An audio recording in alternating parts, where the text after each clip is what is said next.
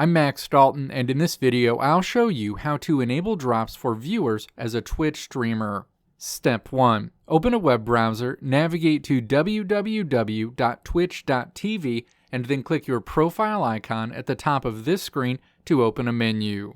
Step 2. Click Creator Dashboard in this menu. Your Twitch Creator Dashboard opens.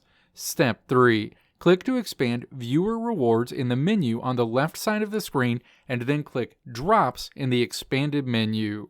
Twitch drop settings are shown on the right side of the screen. Step 4. Click to toggle on Enable Drops. Going forward, your followers will be alerted when they have a chance to earn Twitch drops while watching your streams.